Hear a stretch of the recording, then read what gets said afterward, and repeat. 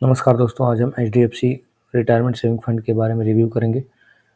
दोस्तों, जैसा कि आप देख सकते हैं, पिछले 5 सालों में या फिर मैक्सिमम रिटर्न्स देख सकते हैं, इस फंड ने अपनी कैटेगरी एवरेज को बीट किया है पिछले 5 सालों में भी और मैक्सिमम रिटर्न्स में भी। जब से ये फंड लॉन्च हुआ है तो 415% का एब्सोल्यूट रिटर्न दिया है इस फंड ने और कैटेगरी एवरेज ने 318% का रिटर्न दिया है पिछले 5 सालों में। चाहे 3 सालों में भी देख सकते हैं, बीट किया है इसने अपने कैटेगरी एवरेज को इस फंड ने। और इस फंड की करंट एनएमई देख सकते हैं, 51 रुपये 50 पैसे हैं अभी 29 मई 2024 को।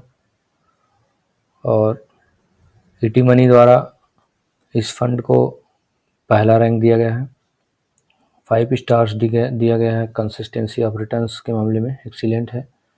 प्रोटेक्शन फ्रॉम वोलेटिलिटी 4 स्टार्स है। इस फंड ने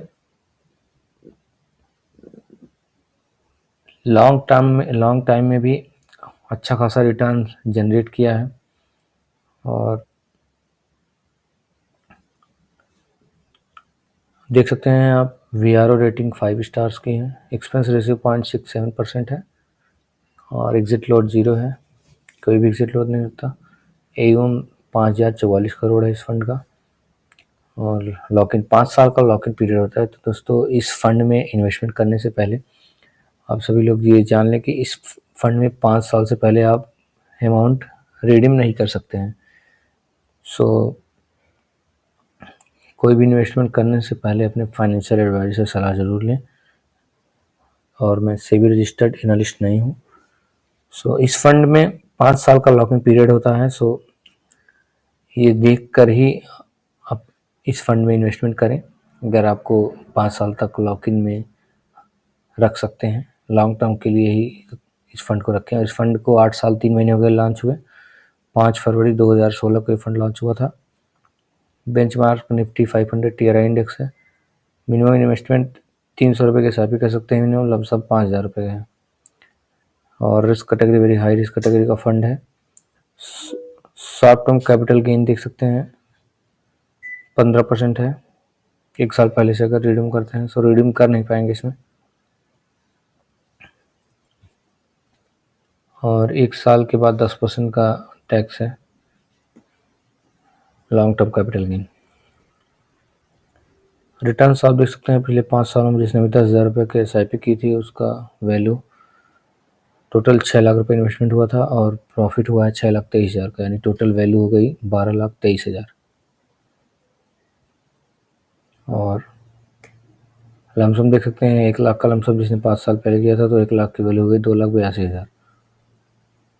और ट्रेलिंग रिटर्न्स देख सकते हैं, 1 साल का 37% है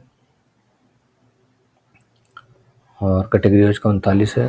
पिछले 5 सालों में इस फंड ने 23% रिटर्न दिया, जबकि कैटेगरी वाइज ने 18% का रिटर्न दिया है। एसेट एलोकेशन, इक्विटी में 92.8% की होल्डिंग्स है। लार्ज कैप में 50, अदर्स में 7% है।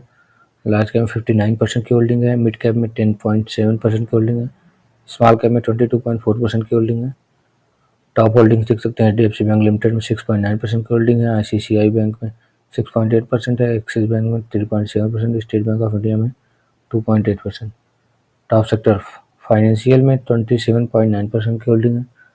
हेल्थ केयर में 9.1% की होल्डिंग है। ऑटोमोबाइल में 8.7% की होल्डिंग। कैपिटल गुड्स में 6.6% की होल्डिंग्स है। पीयर कंपैरिजन में आप देख सकते हैं, इस फंड को पहला रैंक दिया गया ईटी मनी द्वारा, जबकि दूसरा रैंक ICICI प्रूडेंशियल को दिया गया है।